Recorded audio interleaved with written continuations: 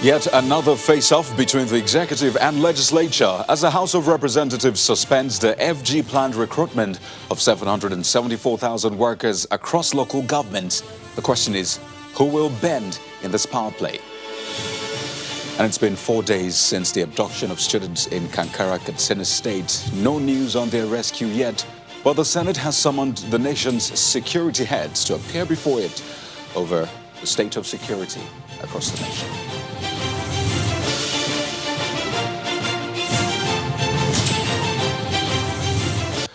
Hello and welcome. This is Politics Today, live on Channels Television. I am Kayode Okikulu here in Lagos.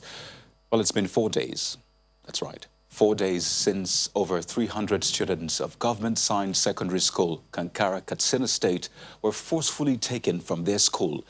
It is 7:01 p.m. here in Lagos, and we're still waiting to hear some good news on their rescue. But while we wait, here's what we know so far. Well, 17 of the 333 students abducted have now returned home after escaping from their abductors. Well, this leaves 316 of them still in captivity of the bandits, according to the media aide to the state governor, who said that the bandits warned that security operatives who were monitoring their hideouts with helicopters must stop the action. Well, that's on the one hand. On the other hand is a conflicting report saying that the terrorist group Boko Haram has claimed responsibility for the abduction of the students. Well, according to the AFP, the group's leader, Abubakar Shekau, made the claim in a voice message, stating that they went for the students to promote Islam and discourage Western education. Well, yesterday, the state governor, Aminu Masari, said that contact had been made with the abductors and the discussions were currently ongoing to ensure the safe return of the rest of the students. So the question will be, who is the governor in discussions with? Bandits or terrorists? But the most important point, however, is the rescue of all the students unharmed. Well, tonight we speak with those who know better about the security situation in the state and the operations of the security agencies in this sort of mission. But first, let's give you an update on the impasse between the Ministry of Labor and the House of Representatives over plans to recruit 774,000 workers across all the local government areas of the country. Well, if there's any federal government initiative that has been quite divisive, it will be the Special Public Works Program, which is domiciled in the National Directorate of Employment.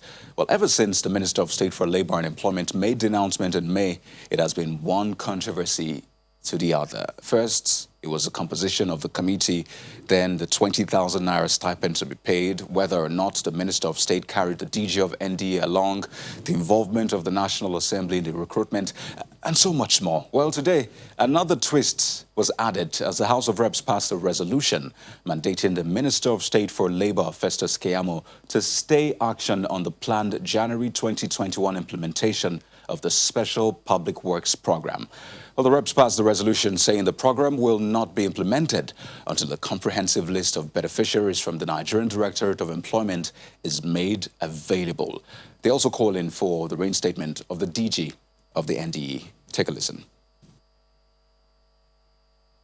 Greatly concerned that most Nigerians that have submitted their names to the NDE offices in their respective states have been unjustly excluded from this program, which the Minister of State for Labor announced will commence on January 5, 2021. Worry that if this program is allowed to go ahead without following due process, a bad precedent will have been set for implementing programs of this nature in the future, even as our institutions are gradually being undermined, are not allowed to perform their functions as stated in the Enabling Act.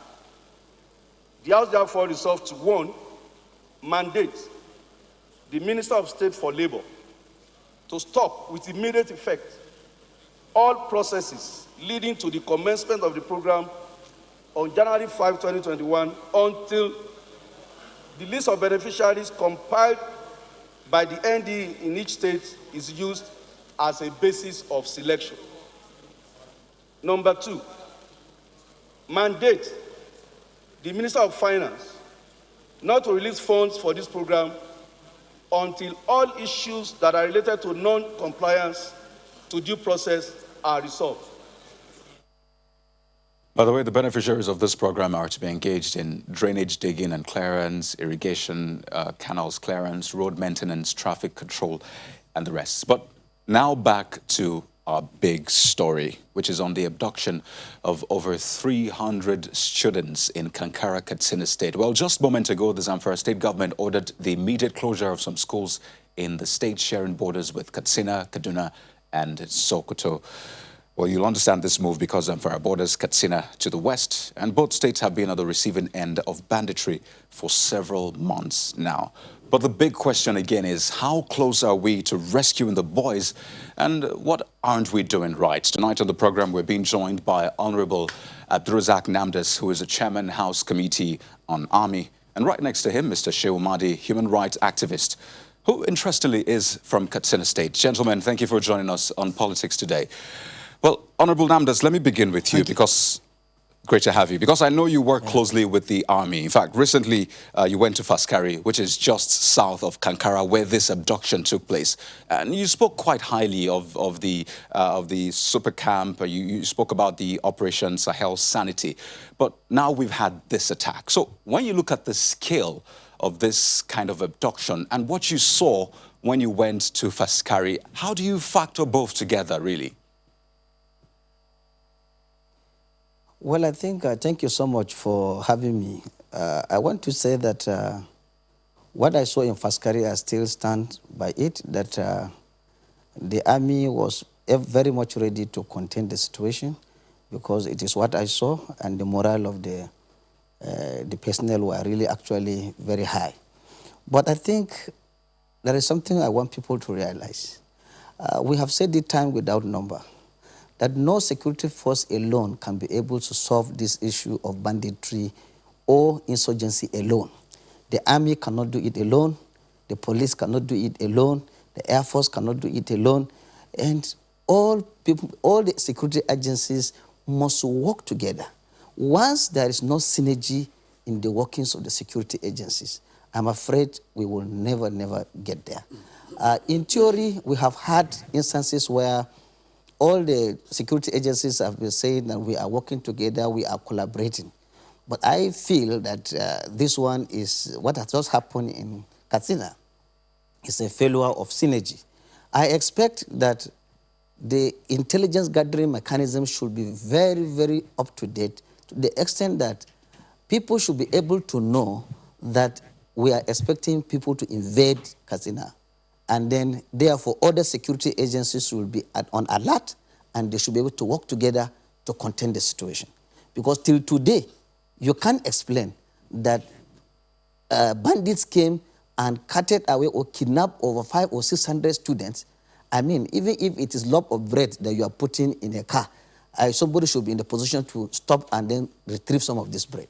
But for them to operate successfully and then get away, only for us to follow them, I think it is an issue of synergy. I'm worried that until we get further explanation, we are not getting it right. And Boko Haram, with what they've just said, it is clear that we have to look back because they are almost achieving their aim of distracting Western education, even the Islamic education. Because by the time number of students are clustered and they cannot stay, and they will be afraid that people will pick them up, then we're afraid parents will not send them to school. This is my fear at the moment. Well, this issue of synergy which you raise is quite important because now that rescue operation is ongoing, you'll expect that we need as much synergy as we can get to ensure that we rescue those students alive and unharmed. But we'll talk on some of the issues you raised, but let me take Mr. Mahdi's opening statement because he knows the terrain. I mean, you're from Katsina State. You have spoken about security in Katsina prior to this point. So help us understand, really, what are we dealing with here? I think there is, let me start on this point. There is a linear relationship, direct, indirect, and tangential between lying and cheating. Whoever lies will cheat. There is also a cogent relationship between incompetency, inaptitude, and being unqualified. You don't give what you don't have. The issue of security is something professional and fundamental. In Katsina State, the entire security management is deposited in wholesale and in retail in the office of the Secretary to the Government, Mustafa Inwa, who has no security training, who has no business in security, who is not in any way related to security issues, other than he has been involved by force into managing security within the last 5 years. In Katsina State today, we have over 16 retired generals of the Nigerian Army, in the Nigerian Air Force, in the DSS, NIA, police, civil defense. All these are trained, competent, qualified, and idle because they are doing nothing now. Not at any time were they ever consulted in the issue of how do we manage the issue of security in Katsina. Therefore, what happened in Kankara is a clear indication of failure of leadership. Months ago, I drew the attention of the public that the governor is incompetent. He should, in the name of God, vacate the democratic space and give other competent people. 7 days ago, I sent a message to Mr. President. Mr. President, when he went to Katsina and raised the hand of Masari and demanded that he should be elected, it was your industry experience we looked at. We looked at your own age. We believe that on your own, you will not pick an incompetent person and give us. We respected your demand. We voted for him. Now that there are clear indications that he has failed woefully, I ask Mr. President, in the name of God, declare state of emergency in Katsina, get a serving gallant military officer to preside over, or on the alternative, get a retired military officer to preside over, or on the alternative, constitute a committee comprising of retired security officers and responsible retired public servants to save Katsina from total collapse. Well, Unless Mr. Madi, that is speaking... done, we'll continue to reap and harvest. We will continue to harvest death by the minute, by the day, by the week, and all year through. Well, Mr. Madi, speaking of retired security personnel, we're also being joined on the program by Brigadier General Jonathan Temlong, who is former commander, Multinational Joint Task Force. He joins us virtually on the program this evening. Well, quite a number of issues have been raised by our guests in Abuja, but for a lot of Nigerians, they're wondering, it's been 4 days. Why is this operation taking so long? I know you followed the projection and you've been involved with this sort of operation. So if you could just help Nigerians understand what we're dealing with here and maybe why it is taking this long. Well, thank you very much for having me. I think what we're dealing with is an asymmetric threat. And asymmetric operations are population-centric and intelligence-driven. The aim of the insurgent or terrorists is to influence and control the population. And so the population has to win the war against the insurgent before the military can even win. So what the military needs, or what the government needs to do is to win the population and influence the population on the side of Nigeria. And then the population itself will be able to defeat the terrorists by providing timely intelligence to the military or the other security agencies. It is the population that will be able to fish out those who are collaborating with the terrorists and insurgents and giving them all the intelligence that they do need to carry out what they are doing. If you look at most of their operations, so whatever they are doing, you find out that they are intelligence-based. They just don't go anywhere and strike. No. Even the ambushes that they ambush the military or security forces, they are based on credible intelligence, and usually they inflict heavy... Okay, General Temlong, there's this howl back on your audio, but we'll go to break incidentally. And when we return, I know you were part of the first MNJTF. At that point, they were called Kwanta Kwanta. Now, it has changed to banditry and terrorism. So we'll try to lean on your experience in that theater, as well as join our guests in Abuja on the program. But that's in a moment. Please stay with us.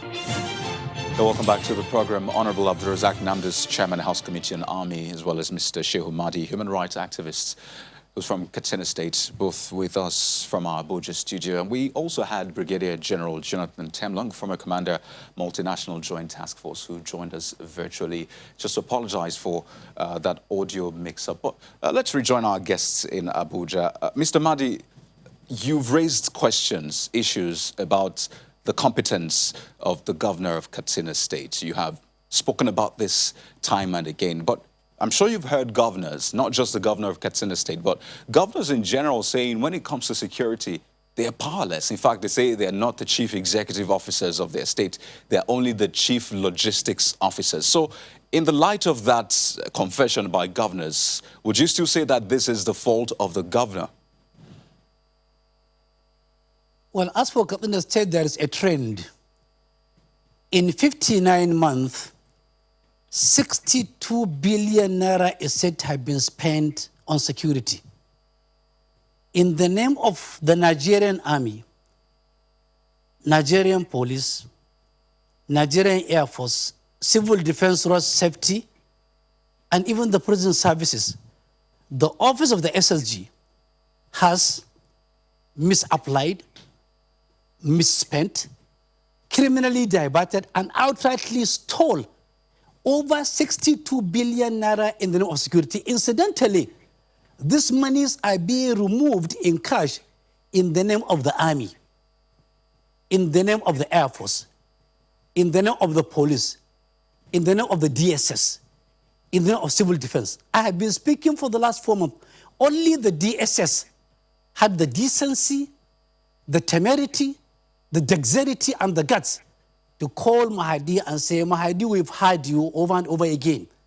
Give us the facts, signifying, and they must be compelling enough to convince us that this money is being used and being removed and being spent and being stolen in our own name, as you claimed. I have just done that.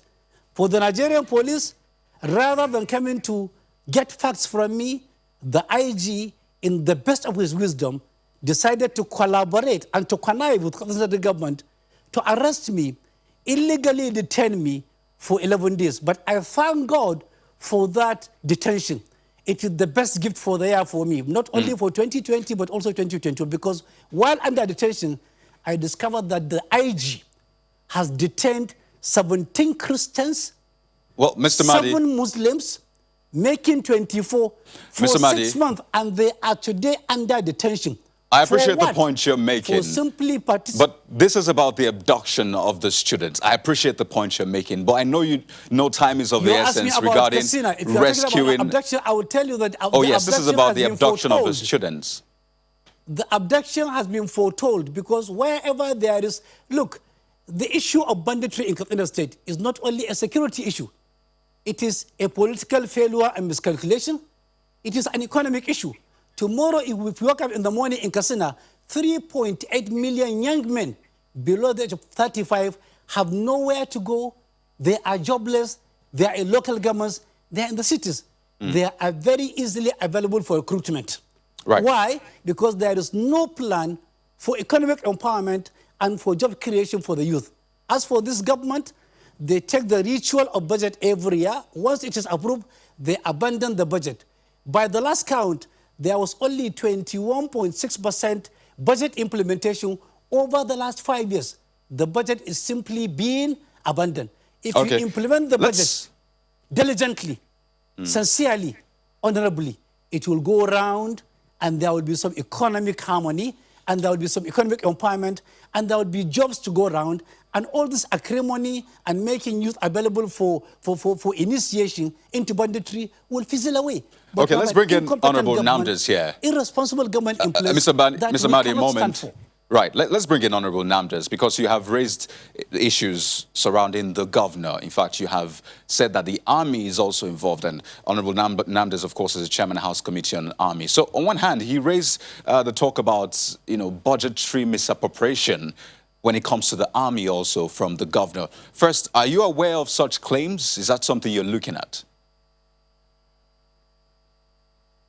Well, for me, I have conducted oversight functions in the army. I have moved around, and we have seen that they've done their own part. And again, the army, as I keep saying, during the oversight function in 2020 budget, their capital was about 34 billion. Now in 2021, it has come down to 27 billion.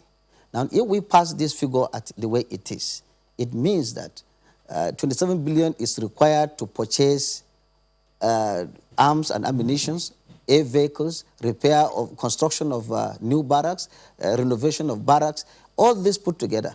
And you can see the level at which criminality is going. We will require to have the better machinery that we have for them to fight their insurgents. But my point is this. Right. You see, the army, as professional as they are, we must be able to work, they must be able to work with other security agencies. Intelligence gathering is key, and we are in the era of technology. If we cannot be able to gather intelligence and then be synergized in a manner that we can take on the insurgents, then we are going the wrong way. So, and again, Honorable Namdas, in the media, in specific terms now, yes. In specific terms now, I mean, it's been 4 days, yes. and we try to reiterate that 4 yes. days, these students are still unaccounted for. Their families, their parents are worried. In your sphere, in the House, in your committee, what work are you doing to ensure that these students are returned home? As immediately we got the news that these students were actually kidnapped, we spoke to the army authorities. What are you doing? And they've told us that they have, in consultation with the command in Katsina, and they are working with other security agencies to ensure that they forestall this and they are able to get back. And as I speak to you, they are already in Katsina and they are right in the bush. But my point is that these are after they kidnap. What I'm saying that this synergy should have worked even before the kidnap. We should forestall the kidnap. But for now, they are in the bush, and we are hoping. And you have also reported that some of the students on their own are running back on their own, even without the security forces going to bring them out. So we will still get the trickle of it. But I think it is bad enough. This is too bad. We expect that the security agencies should do more, and our children should come back so that we can be able to have confidence in the system. Or else, most of the schools, you can see Katsina State government has already closed down the schools. So that means there will be no school now, and the situation will get worse by the day. But I think they are doing their own part. Well, Mr. Mahdi, what do you make of claims by Boko Haram, the reported claims that Boko Haram is responsible for this abduction? And then the governor says that, well, he's in contact with the bandits. So seeing that what has played out in Katsina State, you said is largely banditry, is there a possibility that Boko Haram has entered into the sphere of things now? I don't think so, but what they are doing is they are cashing on the situation, because Boko Haram are tactical. They are quite experienced. They would want to reap where they have not even harvested. Now they want to harvest where they have not even reaped, where they have not planted. What they are doing now is just to send fear into the people that they are now in Katsina. They may be in Sokoto or Zamfara tomorrow, only digitally, courtesy of the social media platform. But I don't think so. I have my extreme doubt that Boko Haram could have been responsible for this abduction. It is a purely banditry issue in Katsina that has been left to go out of hand over the last 5 years. Let me also add an interesting dimension to this issue. There are about 30 memos authored by the SSG, approved by the governor, monies received, and the claim is that 420 army personnel with the police, civil defense, and road safety, and DSS have been in the bush in between the border of Kankara and Basari for the last 4 years. The figure is 420, and the amount they receive monthly, weekly, has now reached over 2.2 billion naira, removed in cash. The money being removed in the name of the army, I am sure if the army were aware that this quantum of money is being removed, they would have hell.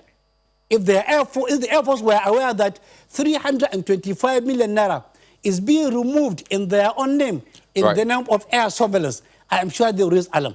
If the Nigerian police are aware that money is being removed, running into 4.8 billion naira in their own name, they will raise alarm. But I'm not sure Well, Mr. Mahdi, if most of these institutions are interested in digging deep into quite this huge. scandalous, questionable, doubtful, and fraudulent expenditure. Quite huge allegations you have raised there. But let's just take Honorable Namdas on a closing note for 30 seconds, briefly. Yes. You see, I am just being cautious about this issue of banditry or terrorism. I'm afraid that we shouldn't dismiss that this come from Boko Haram or not. I have my doubts, quite all right. But please, you see, Boko Haram, by their mission is that Western education is it should be banned. And you see, they are targeting schools. They targeted Chibok in 2014, targeted Benishek, targeted Kankara now. And you see, it's on schools. And you see, if bandits want to take on 1 or 2 people and get money, it's a different thing. But they're not taking over 400 or 500 of our students. I couldn't imagine that in 2014, when Boko Haram took 276 children and they got away with it, I never imagined that 5 years after, they could have the infantry to still kidnap or even bandits to kidnap over 400 or 500 students. Well, so my Honorable fear Namdas, is that let us not dismiss this issue of Boko Haram. It's right. so that we should be well prepared rather than saying we are not prepared. Well, we'll be looking forward to hear good news and, of course, to follow the work you're doing to ensure that they are released. But I would like to thank you so much, Honorable Abdurazak Namdas, Chairman, House Committee on Army, as well as Mr. Shehu Mahdi, human rights activist who's from Katsina State, as well as Brigadier General Jonathan Temlong, former Commander, Multinational Joint Task Force, who joined us virtually. Gentlemen, thank you so much for sharing your thoughts with us on the program. Well, that's the show for tonight, everyone. We'll stay hopeful. Good night.